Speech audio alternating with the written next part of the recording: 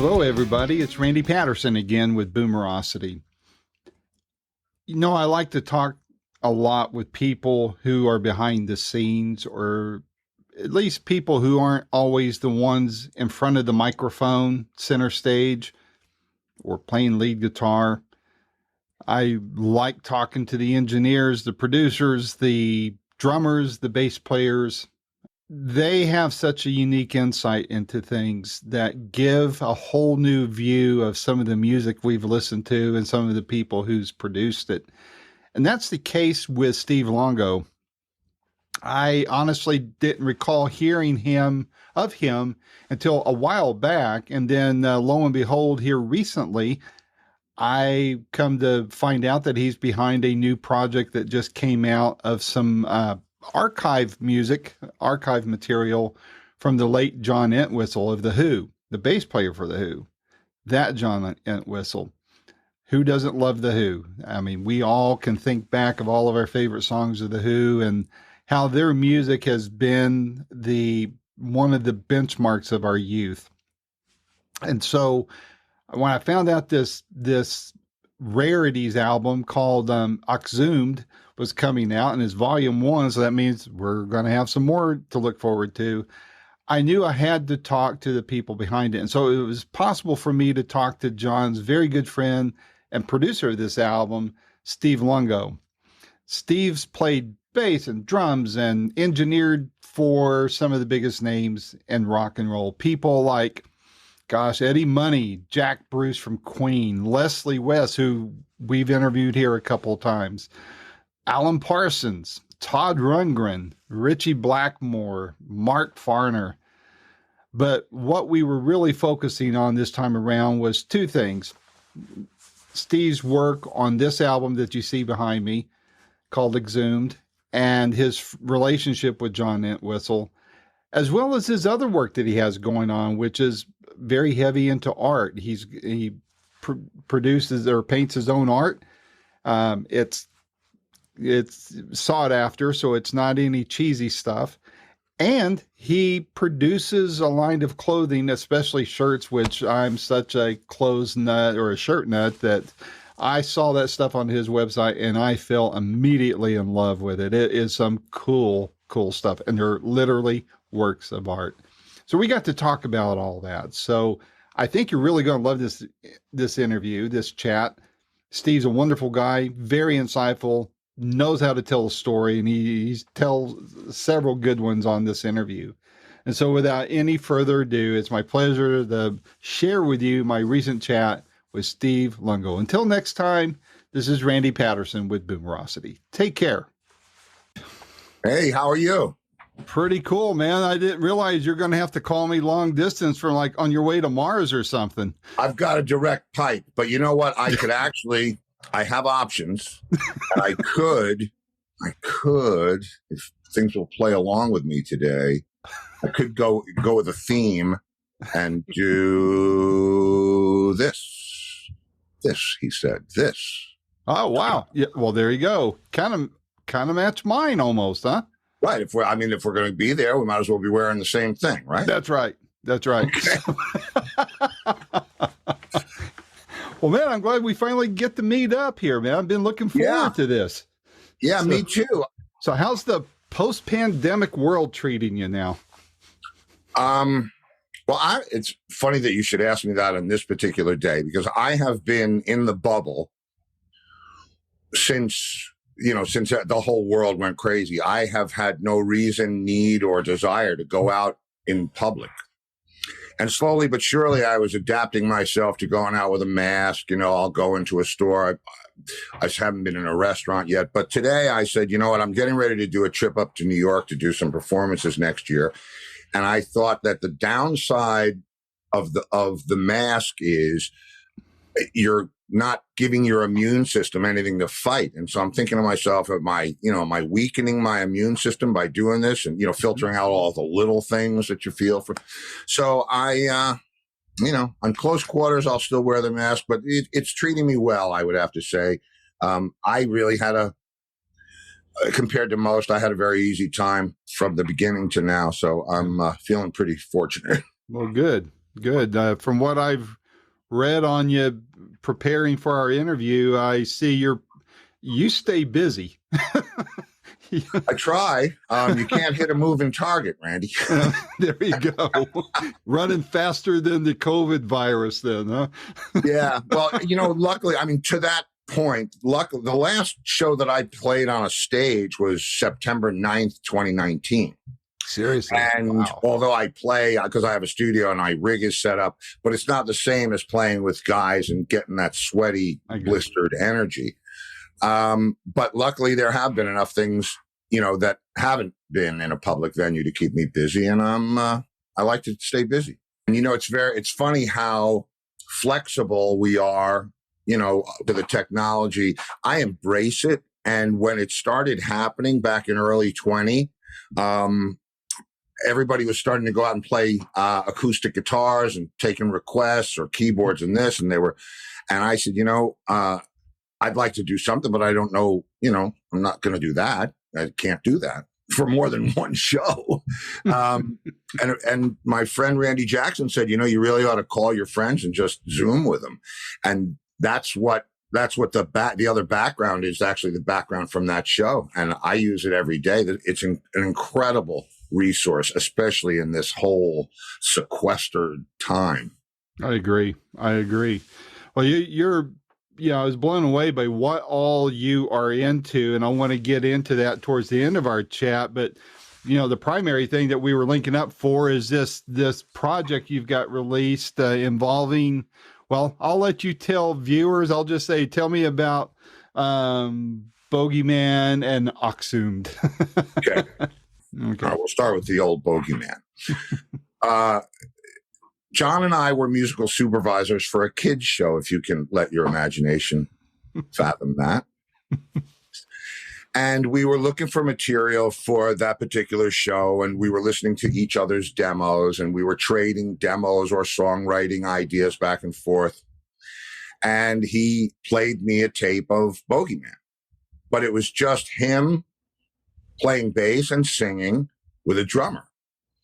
And I started to notice that the fills were not, that's not just a drummer. It sounds like Keith Moon. I said, who is that? And he said, I don't know. I said, it sounds like Mooney to me. He said, oh yeah, it's him. Okay. So I said, well, we have to use this, for the kids show. Bogeyman will get you. It's perfect. I mean, it's, yeah. And so for viewers here, when I post this, just to be clear, we're talking about the late John Entwistle. So yes. The late and never early John Entwistle. Oh God. It's finally good to be able to actually joke rather than getting, stung by the loss, because it was a huge loss, but we're going to stay on the high road. Mm-hmm. And so Bogeyman, he plays me the track on a cassette, I think it was. And I said, we have to do that. And it didn't have any other instrumentation on it, but him playing bass, singing with Mooney playing drums. And I think the reason it stalled there is originally it was a demo for The Who back in the 70s. They thought it was too humorous or whatever. And so it just lay dormant for all those years. So I said, we should use this. If you can find the multi-track, the big tape where we can add more tracks onto it, I said, this is a winner. Have a song on an album in the late 90s with Keith Moon on it. It's awesome. And so, after some trial and error, he found it. But the circumstances were he was in his tape room, and he has a room for his tapes. I'm sure you have a trophy room or some kind of room. Yeah, I love me room. So there you go. I have a couple of those. But he had a tape room, and every tape from his career that was relevant to him as an individual was there. Wow. But he couldn't find the tape with Bogeyman on it. So he starts to give up and walk out the door, and he hears bang in the background, and he turns around, and a tape, one of the big 2-inch tapes, had fallen over with a big crash, and he goes over to see what it is, and it's Bogeyman, which was labeled on the wrong side. Wow. Well, that had to be Mooney like tapping it or something, huh? Hence the shovel. I won't say what it was, but I I also can't say what it wasn't. So anyway, but it's absolutely true. I mean, John, we would call each other up just for jokes. I lived on the side of a mountain at the time. Not a lot of neighbors. I'm not a terribly social person in my off time, and John lives in that. Mm-hmm. Okay. So, which is not a lot of neighbors there either. So we used to call each other back and forth with lyrics or jokes or whatever, and it was a lot of fun. But I remember the day the Bogeyman thing happened. He was almost shaken. He was like, "Oh, I found the tape, but it scared the bloody hell out of me." Funny stuff. But yeah, so that's that. We use a remastered version, and that's what prompted the rest of this record, Oxhumed. So you say Oxhumed, don't you mean exhumed? No, he was the ox. That's right. And this material has been Oxhumed. And I'll tell you the funny story about that. So I have, because we traded so many demos back and forth, and we did that, over the years and wrote together under different circumstances for different projects, I have a library or an archive of all the stuff that we did, or most of it anyway. And I have access to the rest of it, which is probably in England. But, and the fans had been asking me for years, is there any other Entwistle materials or any stuff from the band or from, John solo? And I knew there was, because I have it. And plus I have 100 shows plus that we recorded live. Wow. And no two shows were ever alike. Right. And to that, I'll speak to that. On this particular record, the record ends with Shakin' All Over, mm-hmm. which is a bass and drum solo. And I'm always, when people ask me, different aspects of playing with John, we had a telepathy back and forth. I could tell what he wanted to do, and he could tell what I wanted to do. And the reason that I chose this track of Shakin' All Over is because there's two things that we tell each other silently on stage. And it's, in the beginning, the guitar player doesn't usually take a solo, but we were in New York, his hometown crowd. Let's give him a solo. And he starts going a little too crazy. And last thing John wants to do is stand around on stage, unless he's smoking a cigarette. Then you can play as long as you want. And so the guitar player's playing, and he's got his head back, and he's doing it, as he should. And John and I are looking at each other, and John goes, and I do this. And all of a sudden we start rumbling up underneath the guitar solo until he realizes there's another noise happening. And then we crash out of the solo. So that, and it's the only time we ever did that. It was the only time we ever had to, but it sounds like it's planned, but it's just John and I going, okay, how can we get him to stop? All right, let's do this. And the other thing is, in the middle of his drum solo, I go into some burlesque stripper beat, and he follows right along with me. And the reason I say this record is for the fans is because they will appreciate those kind of things. They're the ones that would know they never did that, or he never did that. And so it's kind of it's sort of a love letter to the fans. There you go. Well, tell fans how you and John met and what brought your friendship to be such a close one. Well, we met at a trade show. John was, in those days, 84, 85, 86, 87. He would do, because the Who wasn't playing, he would do all the trade shows. So anybody whose equipment that he endorsed, he would go and play in the booth and sign, whatever, and probably jam at there's always a satellite jam in one of the clubs around town. And so a mutual friend who happened to be a fantastic guitar player and engineer, and wound up being our front of house engineer, Joe Berger, came back from Germany, where he had the opportunity to jam with John at Music Messe. And we go down to Joe's house, and he said, yeah, I played with John Entwistle. And I said, well, how do we get to play with John Entwistle? Because my band from back in the day, when we were kids, we used to do Live at Leeds and Tommy and Quadrophenia, and we knew it all cold. We could pull anything out at any time. So Joe said, well, I'll set it up for you. You can meet him, because he's going to do Summer NAMM at McCormick Place in Chicago. Wow. So we all made arrangements to go there. And NAMM is not something you want to make last minute arrangements for. It's like if you don't do it a year in advance, you're staying in the middle of the ball field or something. Right. But we got a little cracker box motel and we were hanging out. And sure enough, 2:00 in the afternoon, Joe meets us in front of McCormick Place. John comes walking down the street, and it's an odd thing. I'm sure you've been to Chicago, and you know what it's very city. It's very silver and gray. It's a lot and to see John Entwistle, the rock star peacock with the jacket and the hair and the sunglasses and the spider, it was just surreal. So we're all smiling. He walks up, we get introductions are done, and first thing I said to him is, "You want to jam?" And he says, "Anytime, mate." Well, okay, you said it. Just remember that you said that, dude, because I'm going to go take care of that. And that's how we met. And I went and I maneuvered. I had some friends on the NAMM floor. Kramer Guitars was the big company that year because it was Eddie Van Halen was playing them. And I mean, it was 87. They were all over the place. Mm-hmm. So they had the biggest jam. And I happened to have a friend that was at their booth. And I said, I'm playing with John Entwistle and we'd like to play at the jam tonight. Oh, okay. And, it's a little poetic license, but it worked. They moved Neil Schon backwards and Leslie West forwards and Eddie Van Halen, I can't remember, I think he was after us. And Dweezil Zappa brings us on stage. Well, Entwistle has no idea of this. I just call him up at his hotel and said, "We're jamming." And he says, "Okay." And they send a car for me. I go to his hotel. I was staying at the Cheese Ball Motel and he was staying at the Drake. And I show up in front of his hotel in this ridiculous stretch. And nothing feels more foolish than being in like the ridiculous stretch by yourself wearing a T-shirt from the NAMM show.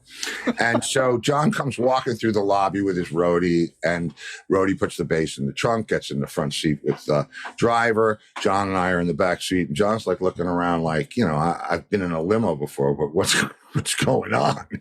But he doesn't say anything, and I don't say anything. And he says, finally breaks the silence, and he says, "What are we going to play?" And I said, "We'll play Who songs." And he says, "I don't know any." So I said, "Well, when the guys get to the place, we'll teach them to you," which is exactly what happened, right? Because it was my whole band. And, we could go on stage with our bass player singing lead and play any of that stuff. Somebody said, "Play Pinball Wizard." It was like, second nature. So, So we're down in the dressing room. He has no idea that we're in a theater, right? He thinks we're in the basement of a club somewhere. And they knock on the door and say, "Mr. Entwistle, 5 minutes." And it's like, what? And then we walk down the dressing room row to a very narrow, like almost a vaudevillian kind of staircase up to the wings. And then Dweezil Zappa introduces us, and we walk out on stage, and the place erupts. There's thousands of people there. And John is like, "What? I hope these guys can play." and needless to say, we could, and we did. And you can see, it's very funny because there's video of it. Someone sent me video of the first notes we played. Oh, yeah. And you can see, I don't want to call it relief, but comes a point where he kind of knew that we were all going to, we weren't a bunch of kids that were going to go screaming up on stage. And you can see him kind of lock into it. And after the 4 songs, we did opened with Summertime Blues, went into My Generation, the Live at Leeds version, then Pinball Wizard and Won't Get Fooled Again. Wow. And so after that, he was, really in a great mood. We have got an amazing response. Nobody was expecting that, including John. And we went up into the green room and we started, we sat chair to chair, telling stories, telling jokes for hours. And I said, I got to get going. I have an early flight. And that was a lot of fun. And he said, "Stay in touch, mate." And he handed me his phone number. And that's really how it started. Wow. And I mean, back then, that was a lot to get a phone number, because it's not like today where somebody has a side email or, something that's filtered and controlled and all that. I mean, that speaks volumes. But that how you were imitating him gave me a flashback of sorts because, gosh, I guess about 3 years ago, I interviewed Corky Lang from Mountain. You mentioned Leslie West. He tells a story about Keith Moon and how he wound up with one of Keith's jackets that his mom had gave him, and he gave it back to Keith, and he imitated him perfectly. And how he imitated Keith and how you imitated John, it's like you guys went to the same class to learn this stuff together. So, well, if you think about it, we did. Yeah, true. And it's funny that you mentioned Corky because I played with Leslie for years. And when I finally went off and the Entwistle band really started to take off, that's when he got back together with Corky, and they continued the rest of the career as Mountain, which was, bravo, because I love that band. Yeah. Leslie was among the probably first year or so of Boomerocity. He was among that group of people I got to interview. I interviewed him 2 or 3 times, and, you never knew which Leslie you were going to get, but it was always an interesting interview. So. I can, man, let me tell you what, he calls me up. I don't have any idea, out of nowhere, when I see LW come up on the screen, I know what it is, right? Mm-hmm. Phone rings, and it's Steve. I just moved to Florida. I'm living here now. And he tells me where he is. And I said, great, Leslie, you finally made it to Florida, man. How you doing? And he says, I got one leg. How do you think I'm doing? Well, thanks for coming down and bringing us down with you. But and less than 3 weeks later, he passed away. Wow. So it was that late in the game. Oh yeah. Wow. No, it was recently. He had just moved up by Jacksonville with Jenny. Yeah. And with Jennifer. And man. And I'm thinking, well, this is great. That's really not that far away. Right. I could drive up and see him. I still love Leslie, you know what I mean? Because mostly, I think the secret to my friendship with Leslie is I was making him money. So you really don't want to. You want to tick off the person making you money, right? So. Yeah, and I'm not hard to get. I like to have a good time. Leslie doesn't always like to have a good time, but there were a lot of good times. I still have a soft spot for him.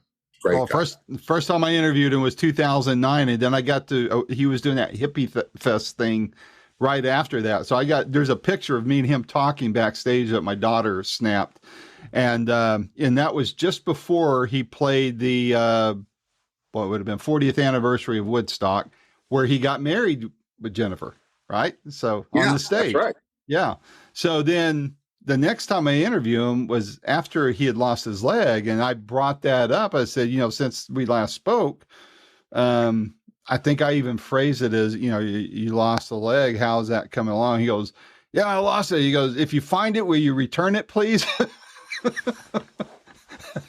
Yeah, well, yeah, Leslie, man, I tell you, that broke my heart. We were friends. I mean, we weren't hanging out going to the movies, but we were friends. We had a friendship, such as it was. Mm-hmm. And I knew his brother, Larry, really well. And it's funny because Leslie would get frustrated with me like he would with anybody. If you know him, you know him more than 10 minutes, you know what I'm talking about. Mm-hmm.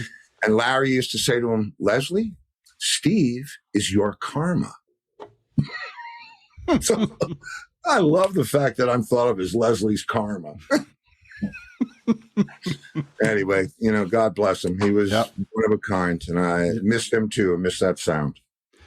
What kind of work went into getting these tapes for this album? I mean, I'm assuming it's, like you mentioned, the 2-inch tapes. Did you have to, I hear of guys having to bake tapes to get them back into shape and all that kind of stuff. Did you have to do all that? No, but that's true. And no, because what this album is, when you do a track in the studio, sometimes you'll mix it a second time. Sometimes you'll do more than one version of the song. And in the case of this particular record with the studio tracks, we had recorded a demo. This is going back 96, I guess. We had recorded a demo because we had written 3 or 4 songs. And we recorded the demo to try to get a record deal. We wanted to get a deal so we could get tour support and do what you're supposed to do. Mm-hmm. And one of the songs on there was the song that's on this record called I Wouldn't Sleep With You. And what we wound up getting was the deal to be the musical supervisors and record the soundtrack for the kids' TV show. Music from Vampires was our record. Vampires was the name of the show on Fox, Warner Brothers. But you can't, if you're going to be on a Saturday morning kids show, you can't be talking about I wouldn't sleep with you. And, at least not then. Maybe now you could. So yeah, they're singing about it now. So you really don't have to bother. But yeah, so we couldn't have that. We could have no guns, no violence, no sex, no drugs, no anything. So that's why Bogeyman played so heavily into it, because it was such a benign kind of creepy little children's song. Mm-hmm. So Sleep With You just never got used. And the other songs they liked a lot, but they didn't approve all the lyrics because there were some, questionable lyrics in some of them. And so Left for Dead is an example of that.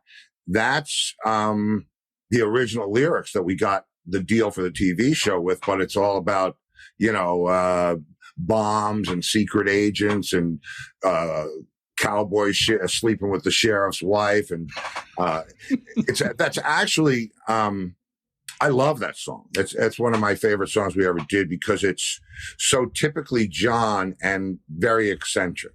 Mm-hmm. In the first verse is the spy verse. May I see your papers, please? The secret agent said, it's very hard to keep your cool with a Beretta at your head.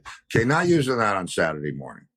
So that's the spy verse. And at the end of the spy verse, John plays a little of the James Bond theme. And then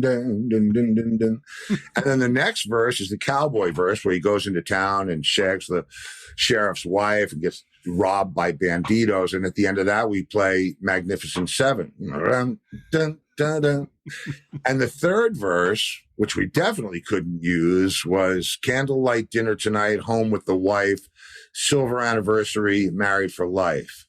The bitch, she poisoned me. It must have been in the wine, or maybe the Poisson Almondine, and the arsenic was on mine. So now we need a song. Now we need a song to end that with, right? We got Magnificent Seven for the cowboy, got Bond for the spy. I'm genius. What about My Wife? So if you listen to the run out at the end of Left for Live, that's us playing the end of My Wife and just playing until John detunes his bass and we all start laughing. Wow. Yeah.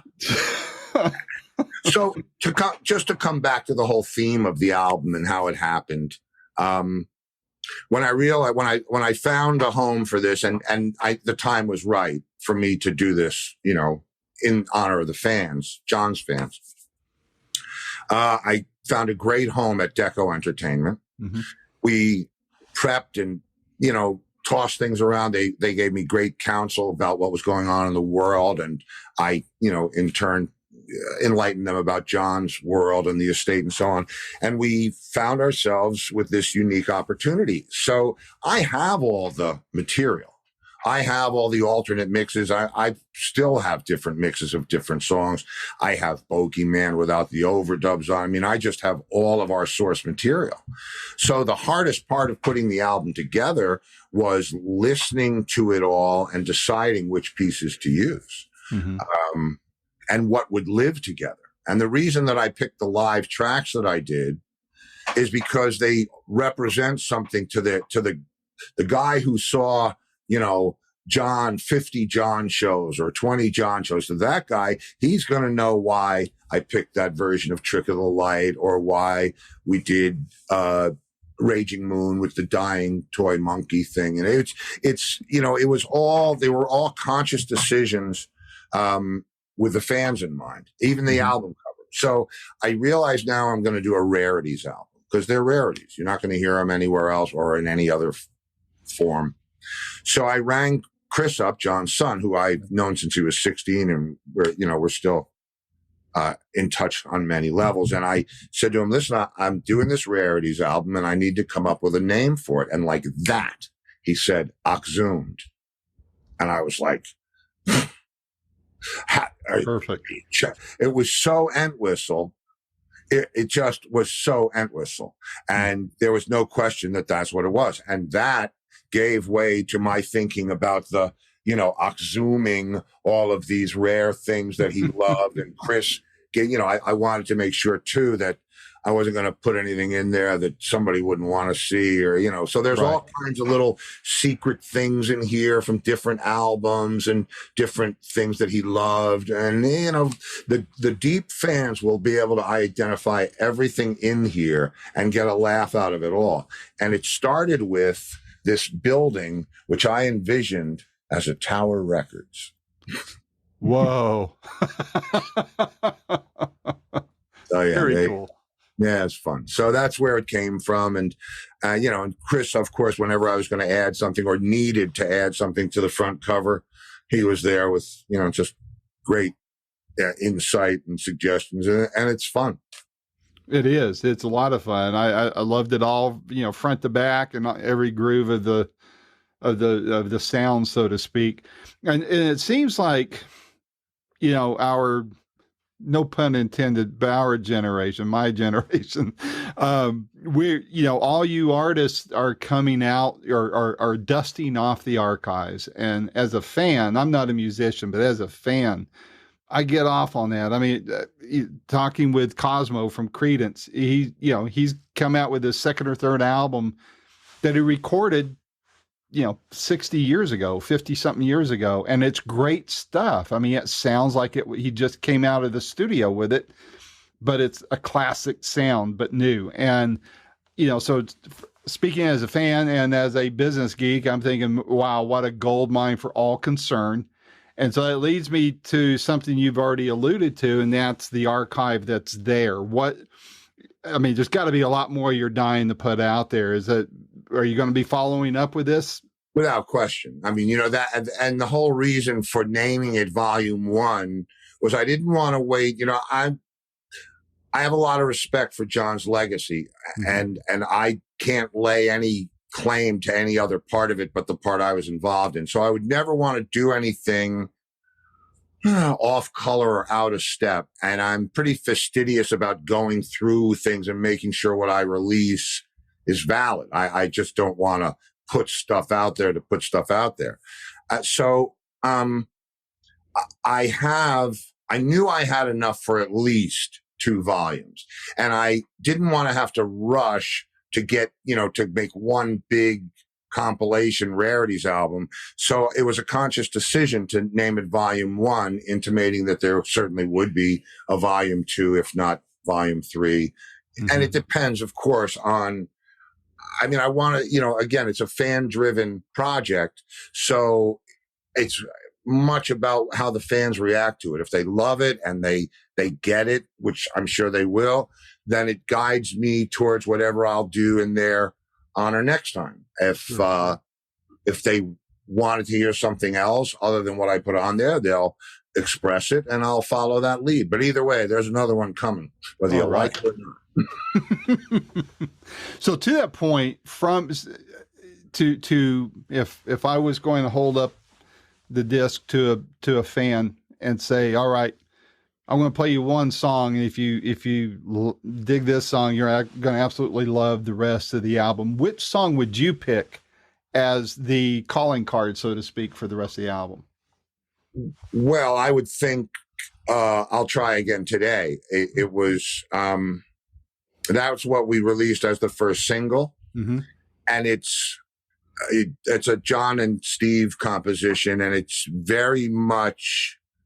It's very Entwistle, very kind of modern Entwistle. It calls back his parts, and it call back to his roots in his solo albums. But it is absolutely that aggressive modern day Entwistle that he evolved into. So I think that gives a good idea about what's coming. And then the little musical bit in the end. The Latin thing with the flamenco guitar and trumpets, and that's so tongue-in-cheek Entwistle. And producing that record with him was like somebody paying you to go to Disneyland. I bet. Yeah. Was any of it getting this ready for release? Did it bring back some emotions that you kind of healed past or anything as you were working on this? Well, one of the reasons I haven't done it sooner is that exact reason. I couldn't. I'm not that. I guess I'm sentimental to a certain point, but I was so gut punched by that loss. It took me years, and I mean literally years, before I could even watch any of our DVDs or, and I did make the movie posthumously, but it was all just, it was weird and very, very lonely, very kind of not abandoned, but for lack of a better word, I felt so, adrift at sea. Because John was more than the bass player in the band that we played in. He was 8 years older than me. And he was far more schooled in the ways of the music world than I was. And I had whatever qualities I brought to the table that he valued. And that's how the friendship, you had asked me earlier, how did the friendship happen? It happened one silly phone call at a time, one fax at a time. It just was, it grew over time. We did our first set of shows in 87. And in the time between June and November, which when we actually did that first tour, it was faxes back and forth and jokes and pictures and just whatever we could do. He was a professional child. I was a professional child, and I'm proud of that. And we, we both had Peter Pan syndrome. And so, why not? Let's be silly. Why not? And John Entwistle, the bass player of The Who, he's a serious, he's that guy. Very stoic looking, yeah. You can't just go out and be silly. Although when we went out, it was a totally different guy. He loved his fans, and he loved hanging out with them at the hotel bar or wherever. And he was one of a kind, never to be replaced or duplicated. If you still had all those faxes and letters and such, that'd make a great book, man. That would be. And you don't think I do? I assume you did. Talking about a great book, what I do have is the first 3 chapters of his book, handwritten by him. Whoa. Yeah, I have an archive, a written archive of, and that's one of the things. It's just I have so much stuff that after he passed or that I was in stewardship of when he was alive. There were a lot of things that we kept in the States, a lot of things that we kept in the UK, and it was just it never felt like it was going to end. So there was no reason to to send things back and forth. And to go back to your question. Only a couple of times during the making of this record did I choke and feel it in my stomach. And that was when I was auditioning the live tracks, as I had to listen to as many shows as I could possibly listen to. And then I spoke to our engineer and tried to zero out which ones were the ones, because you listen to the same show, the same set over and over again, you start to, all sounds the same. go more nuts. Yeah. And so the only times that it got to me is when I had the big speakers in the studio up and I'm listening to the live tracks, and I just drop into where I was and I can feel my muscles starting to twitch like I'm playing the parts, and I just get lost in it. And then all of a sudden I realize, man, this is just a puff of smoke. Yeah. And that's when it got me, listening to us play live, because it was so glorious and brutal and vicious, and it was everything rock and roll should be. And I do miss it terribly, but I'm glad I had it, grateful I had it. So a little bit different angle on this about John himself. What do you think is the most misunderstood or least known thing about John Entwistle from your perspective? The least known thing about him. Well, he was, I don't know that it's least known of him. I had the honor of reading the eulogy at his memorial service. And I talked to a lot of people when I tried to, because I only knew John in his 40s. I wasn't back there when he was 15, 25, 30. That wasn't part of my world. So spoke to Chris, and of course I talked to a lot of the guys that asked me to do the thing. And he was an incredibly generous person. He loved giving presents, and he loved seeing the look on your face when you got it. He was incredibly thoughtful. And I don't know that that's unknown about him. I will tell you this, that he was an absolute musical genius. We were doing a song that will come out on volume 2 called Sometimes. And we had written the song. We had the whole thing, all laid out how we were going to do it in the studio. And the morning that we were going to record the song, he comes down with a pad, a composition pad, but this size, not the big one, but the composition pad. Right. And inside of it, he's got 8 chords written, 8 whole note chords. 1, 2, 3, 4, 5, 6, 7, 8 in pencil. And I know he wasn't in the studio. So where did this come from? He's thinking it in his head. And he walks down into the studio and he says to the keyboard player, play these chords. And the keyboard player plays horrible chord, more horrible chord, worse chord, the most terrible chord to date. And this progresses to this like dissonant discord. And I'm about to say, that sucks. But something tells me, don't do that. Oh, don't do that. So we all learn the parts, how it's going to happen. It's the introduction to the song, and we do it. But when we record it, he's playing the bass part, which completes all of the things, and it ties everything together like an orchestra. Wow. And it is so amazing to me that he thought about that and heard it in his head and wrote it down, and then gave out all the parts, imagining what his part was going to be underneath. And when it happened, it was like, oh, wow. So if you didn't know that he was a beyond words, one of a kind musical genius, you know now. That would have, yeah.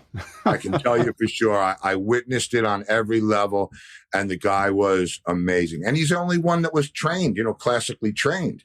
He used to say, I was either going to be in the Who or the London Symphony Orchestra. What would he have done with the orchestra? French horn, probably first chair French horn, or maybe, whatever other. He played all the brass instruments, and he had them all. He was wow. He was brilliant, man. I mean, really, just and probably the most underexposed member of that band, and that's another reason why I think this album is due, because he was brilliant, and more people should know how brilliant he was. And this might be I don't mean for it to be a gotcha question. I didn't write it down, so feel free to not answer if you like, but what do you think he would think about the Who today?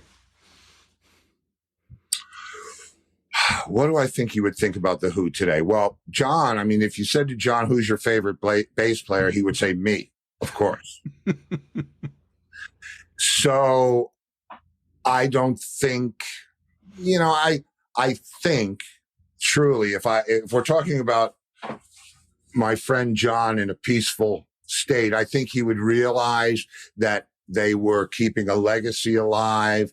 I don't know what he would think about, whoever the bass player is, whether it was Pino or I forget who's playing now. John Button, I think, is a bass player now. But I think he would understand it, because I think he always knew that the band was bigger than any of the one member in the band, which is why they kept it going, and why it's still, if no one was if it wasn't valid, no one would go to see it. If no one went to see it, there would be no tour. Right. Yet here we are 50 plus years later, and they're still selling out places. Mm-hmm. So I think he would say our bass player is better. That's what he would say. But I think, I truly think he'd embrace the fact that the music that they all made together was still loved. So, yeah, very good.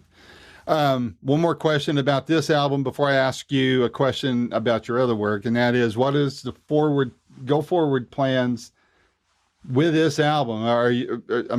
How else besides interviews are you promoting it? Is there something else tied to this that you have planned in order to get the word out, that type of thing? I mean, you can't really tour with it, right? So what else can you do? I was about to say something really off color that John would have appreciated, but I don't know that it would have been very well. So I'll say this. You can't do a musical performance of John Entwistle without John Entwistle. It just can't happen. There is no band. There is no traditional way of presenting this. But that said, we are in the 21st century. Mm-hmm. Where,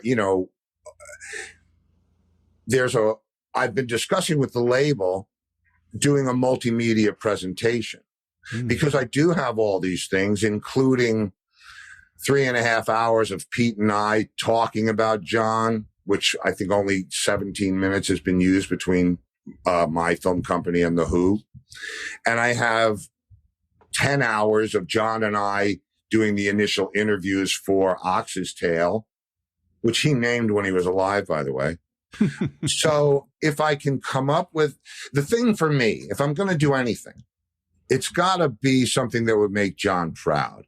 It also has to be something that would enlighten his fans or that would expand their understanding of him. It has to be worthy of John Entwistle. That's like being worthy of Mozart. So, I've been thinking about it since we decided to do this project, and we've been having conversations about how to approach it. I'm working with a producer because one of the things that I'm doing in the future is I have kind of the guidelines to a rock opera that John was writing back in the 70s. And I'm wondering if there's a way to either intertwine the two.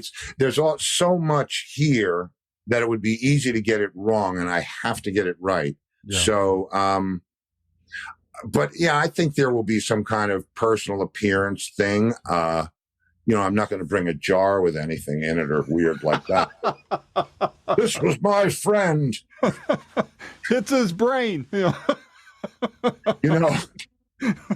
It's he would be the first one making jokes. He would be the first one joking about the whole thing. He told me a story once that he and his dad his uncle had died, and he was the uncle that chain smoked all the time. Mm-hmm. And they were leaving the crematorium, John and his father, and they walk out, and they, that the thing's going in there. Mm-hmm. And they turn around and they look at the building, and there's smoke coming out of the chimney. And John's father says to him, the old bastard's still smoking.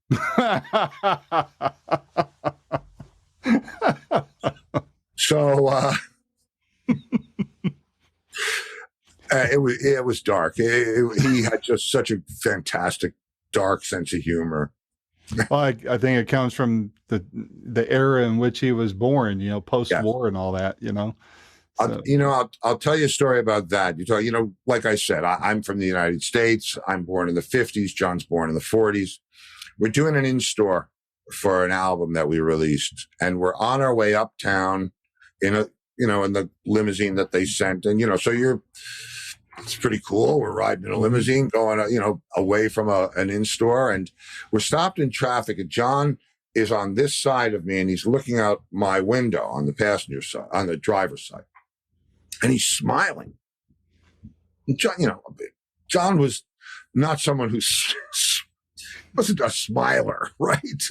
Although he was. And he's looking out the window smiling. I said, "What are you smiling at?" And he says, "That looks like a great place to play." And he points out something that looks like this, rubble. Right? They had taken, the wrecking ball. Yeah. They had taken out one of the buildings between the skyscrapers, and there was nothing but pipes and, what would be there, rubble. And I was about to say, would have been my first mistake. That's not very nice. I think I probably would have chosen some other words. And so I said, what do you mean?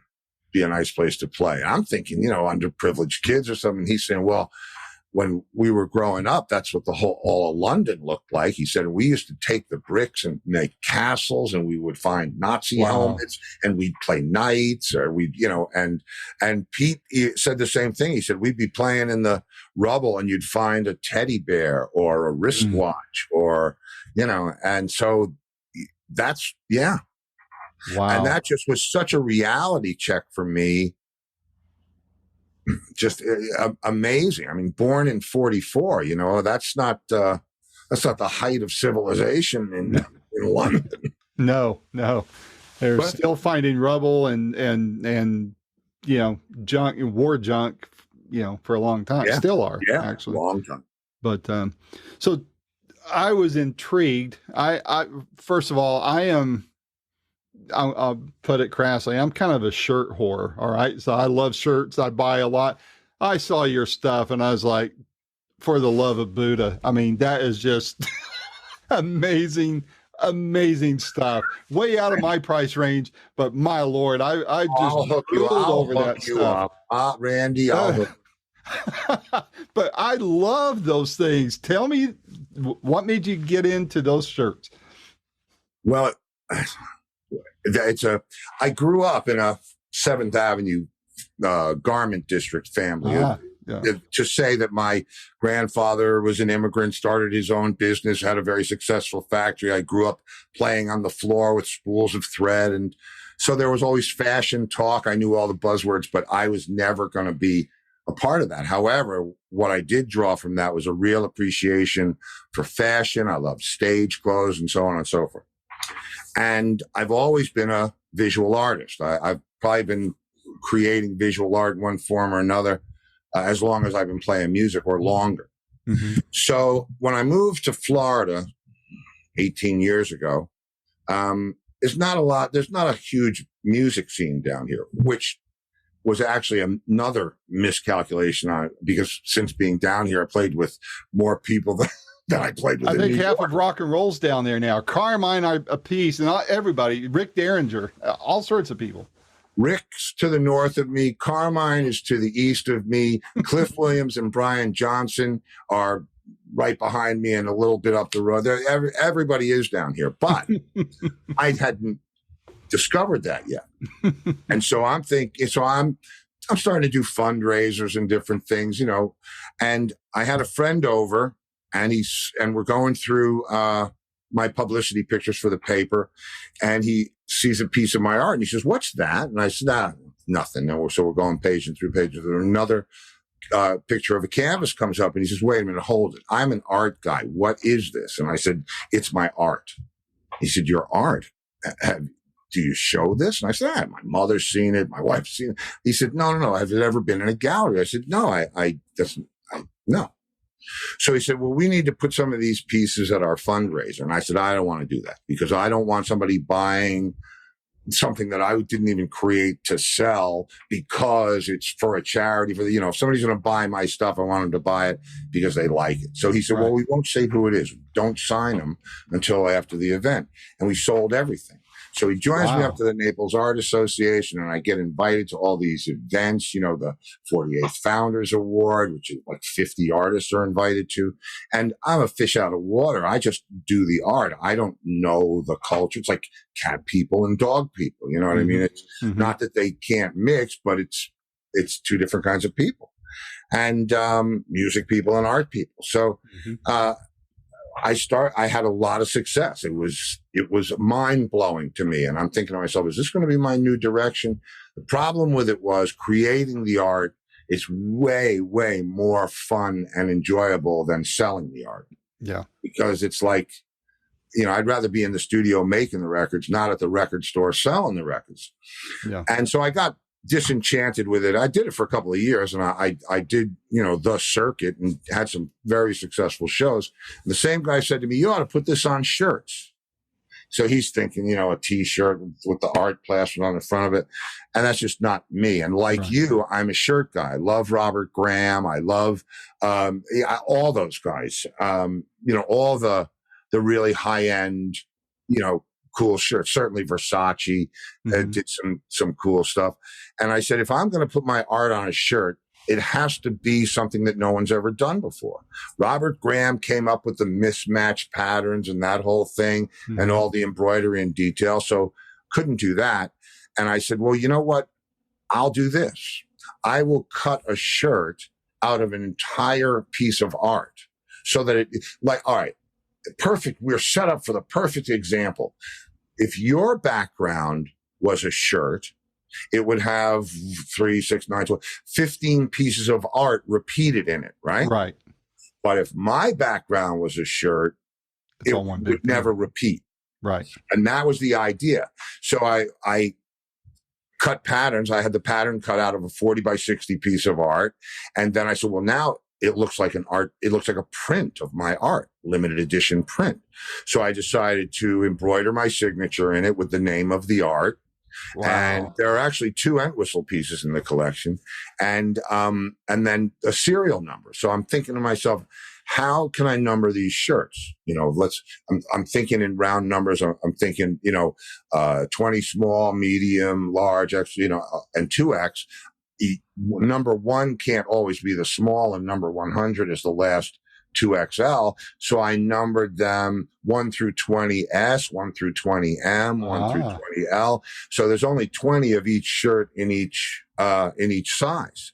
Wow. And then they engraved my signature on the buttons, and there's a lot of details in it.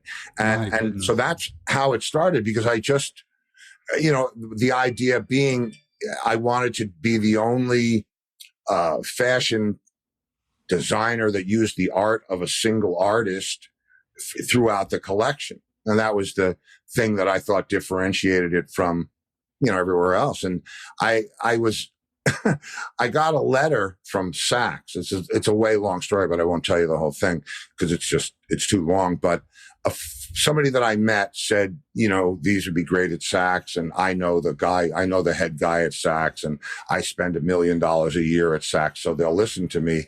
And towards the end, holiday time of 2019, I got a letter that said, welcome to Saks.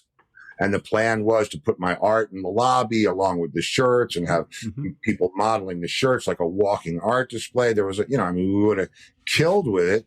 And so I talking to the buyer, and she said, and I said, well, do you think we can get these in there by the holidays? It's already November. And she laughed and she said, no, this will be fall of next year. And I said, well, when does that happen? She said, June. I'm thinking, that's not so far away, June. But that was COVID.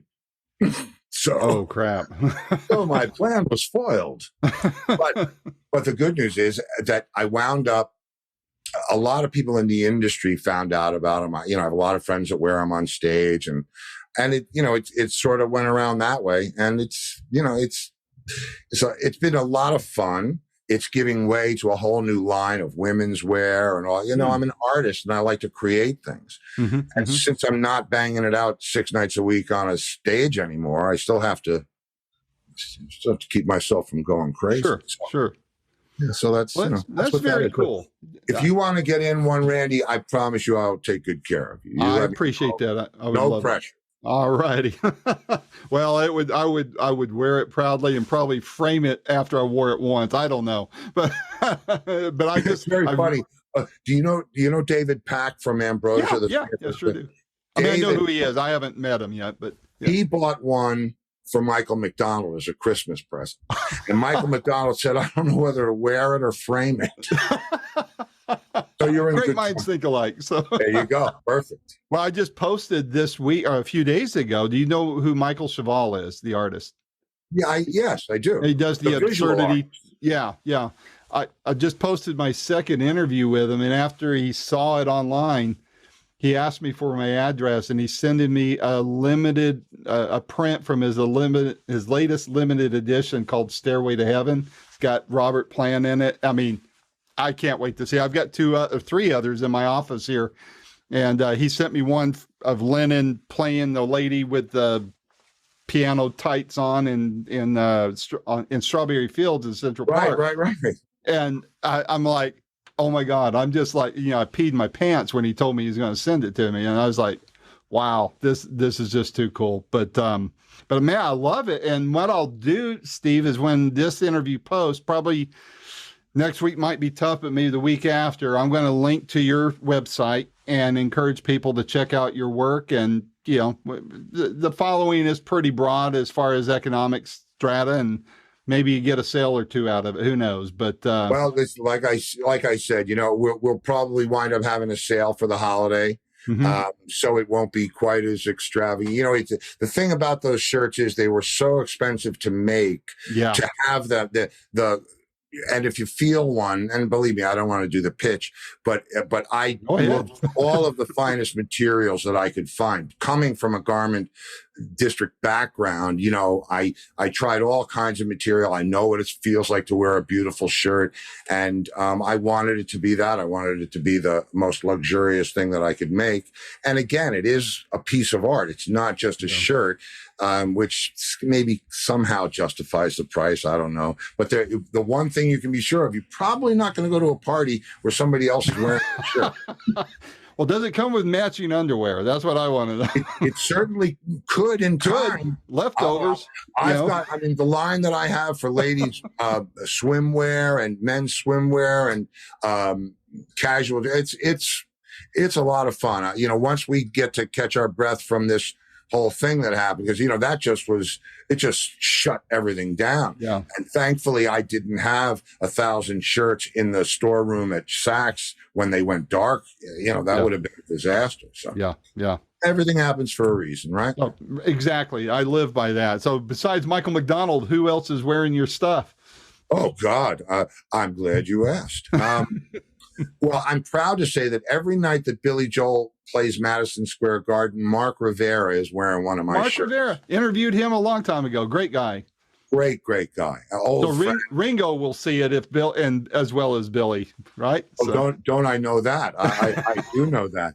And let's see, Billy Dean, the country star, Song of the Year, 1991. He has the whole collection. Nile Rodgers. Right? Oh, cool. That's not a bad endorsement. No. Then I have a friend who's out with the B-52s, Matt Beck, on their farewell tour. He's got a great deal of the collection. Buck Dharma. Pete Townsend has one. I don't know that he's worn it yet, but he has one. Cliff Williams from AC/DC. Leslie had a couple. A lot of people. It blows my mind. You know, I'll just be watching CNN and, you know, Billy Dean is on the news all the time for, you know, this and that and the other thing. He comes walking out on a show the other night. He's wearing actually, talk about John Entwistle. He's wearing the shirt called Trick of the Light, which is a John Entwistle song for The Who on this album. So let's go completely full circle. And it's amazing. It's been so well received, and, you know, I'll tell you, Steve Ferroni, the drummer from the Heartbreakers, right?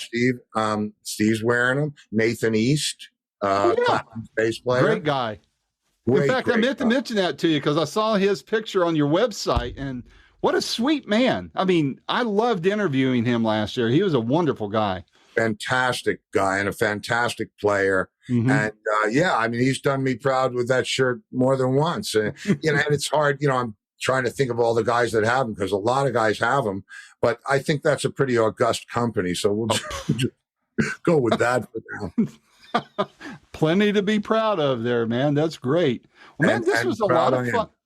This is a lot of fun. And, you know, when you get the next album coming out, let's do this again. Let's talk about it and get some of the backstory there. Yeah, it'd be a lot of fun. Anything else you got going on, man, just let me know. We'll talk and we'll let other people know about it and help get the word out, okay? There's a lot of stuff coming, and I'm happy to share it with you. And as soon as we sort out this live, you know, multimedia experience, we'll figure that one out, and we'll share that one too. So look forward to it. Continued, my friend. All right, man. Take care, stay safe, and we'll be talking down the road. You too, Randy. Thanks for having me and for getting the word out. All right. Thank you. Take care. Bye-bye.